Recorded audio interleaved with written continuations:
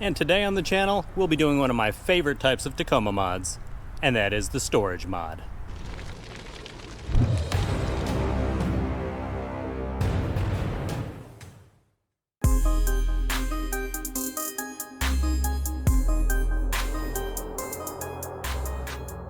Welcome back to the Tacomaholic channel, everybody. It is Saturday. I hope you're having a fantastic day. If this is your first time stopping by and you love everything related to Tacomas, go ahead and do yourself a favor and subscribe now. All right, everybody, you guys know I just did the video testing the Plano case to see how waterproof it is. Linked right up above. If you haven't seen that, go ahead and check that out. So this shouldn't be a surprise, but I will now be mounting the Plano case to my new up-top overland roof rack. This is a very simple install as long as you're patient. One of those measure twice, cut once things. Just a few basic tools needed, of course, a tape measure. I'll be using some blue tape to mark the holes I'm going to drill. Obviously a drill bit. The hardware to attach the Plano case, I'll be using 4 of these combos. The ones I'm using are specific to fit in the channels on my bed rack, but you can use whatever you want just based on the bed rack you're going to get. Obviously make sure it's stainless steel. Some silicone to make sure the bottom of the case is waterproof after you drill it, and then of course something to mark your drilling holes. Links for all this stuff, including the Plano box, down in the description below. Now when you go ahead and open up the Plano box, you can see you've got your little directions, instructions, all that stuff. It does come with a few keys because the outside latches do actually lock right here and then over on this side, so that's a nice feature. Of course, you also have tabs right here. I think there's 2 of those, 1 and then 2, where you can put a padlock, which I will obviously be doing as well. So first step, go ahead and remove this, and of course remove all of the foam on the inside since we will have to be drilling the bottom of the case. So there's the top piece and the bottom piece. Go ahead and get all of that out of there. For the next step, you're going to go ahead and put the Plano box up on your roof rack, and this is the part that's really largely personal preference. You can see I have mine. And again, this is just sitting up here. It is slid backwards, so the front bar is free because I feel like if I put this box slid all the way forward, the ramp from the fairing with the solid plastic of the box might just create a little extra wind drag, which if I can eliminate some of that, that's going to be great. So I'm going to just slide it back to the second bar in my case. I'm going to mount it to that bar first, take my measurements. Then once I get that one lined up, I'll see what I need to cut for the back one. Of course, make sure wherever you plan on mounting it, it overlaps the load bar back there. I'll be doing 2 mounting points in the front and then 2 in the very back. Obviously you don't want to do like 4 in the middle, and I feel like just 1 in the front, 1 in the back would be too little. So when you have them in the front, all the way up in the front, it's less likely to like lift off and vibrate and drive you crazy. Again, if you want to slide it all the way forward, you can. I've got mine slid back, so I still have this front load bar free for something. For this next part, we are going to go ahead and measure and then cut the forward 2 holes.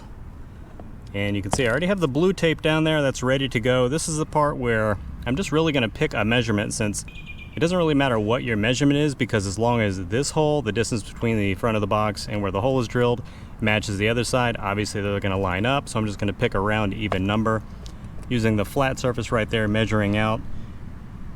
And if I can overlap it, you see I've got 2 channels to choose from. So it looks like either 3 or 4 inches will be fine. So I'm going to just pick an even number like that to make the measurement easy, to make the cut that much easier. So go ahead and mark my holes for that and then get to drilling. Again, just make sure that whatever you pick for your measurement, you leave enough space up here to maybe mount something in the future, if you're mounting your box like I am.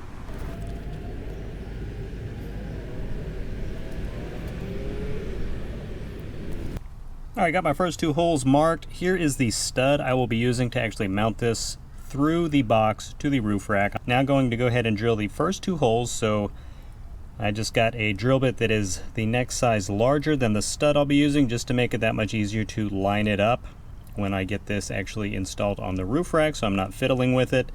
You don't want to go too big on the hole you drill versus whatever, you know, stud or bolt you're using to mount this, because obviously the larger the hole, the more risk there's water getting in. That's why we will be using the silicone anyway, but smaller the hole, the easier it'll make your life in the long run.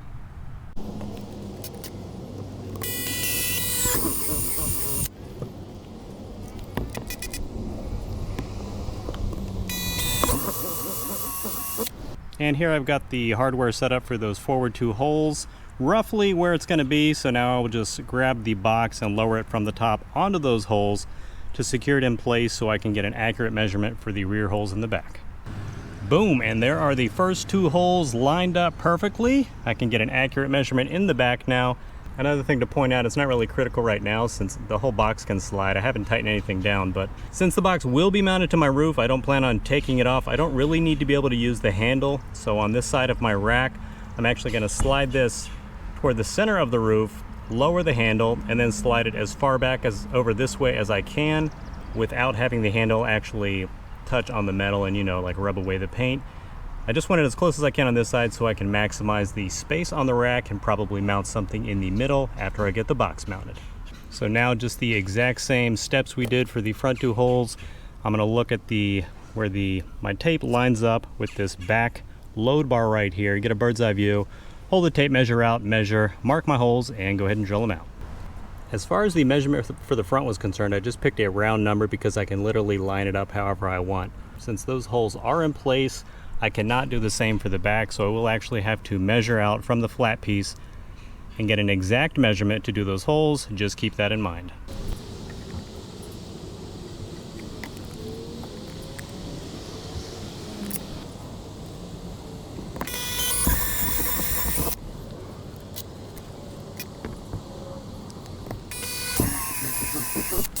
All right, guys, we are getting there. There you can see this is the dry fit. Got the 2 rear studs through the holes perfectly, as with the 2 in the front, and I did go ahead and make sure they were loose enough so I could slide the whole unit. You remember before I had the handle sort of overlapping, so I slid it back, lowered the handle, and moved it back so it's as close as possible so I can maximize that space up top. And then I made sure to leave room because these actually move on the bottom. So I've still got about a 1/4 inch there, so there's no chance that's going to rub on the paint.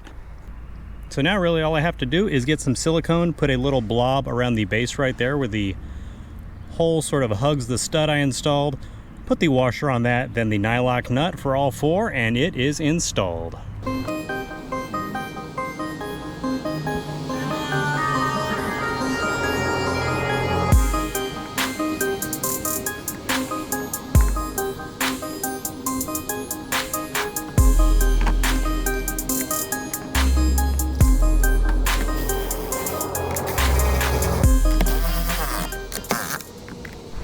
And there is the new Plano 42-inch box mounted to the top of the up-top overland roof rack. Here's a few quick shots for you guys showing the profile. I love the box already. Pumped to get a ton of extra storage using the new roof rack. Plus, let's be honest, it just looks awesome. My mall rated status has got to have just increased by 10-fold. But why do something once when you can do it again for twice as much money? Yeah, that's right. I installed a second Plano box. Winning! And here's just another view showing both boxes together. You can see I left as much space as possible in the middle to mount recovery boards or, you know, whatever. If you guys have any creative ideas for what I should put in the middle, go ahead and comment below. For this second side, I did have to slide it in just a little bit towards the middle just because of my up-top overland awning mounts. I did just use the edge of that to line that up, so I lost, I don't know, maybe 1 inch compared to the other side, but still plenty of room here in the middle. And of course, I do have that whole front load bar to still mount stuff. One quick thing to point out, when you are tightening down the bolts, you want to sort of find that sweet spot. Not too loose, not too tight, because if you start to over tighten them, it does sort of pull the bottom of the box, and obviously you don't want to create any unnecessary gaps where it seals to make it as watertight as possible.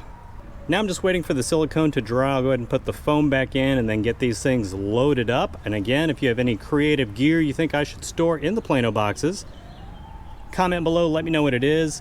I will go ahead and pick up some master locks, 2 for each side, just to make it as secure as possible, but probably not going to be storing like anything super valuable in here, maybe just trail gear like shackles, ropes, stuff like that. Again, comment below if you have any creative ideas for what I should store in the new boxes, and let me know what you think. All right, everybody, thank you so much for supporting the channel by watching this video. Finally getting the new roof rack loaded up. Still have plenty of things to mount to it though, so stay tuned for those videos. Enjoy the rest of your weekend, and I'll see you in the next video.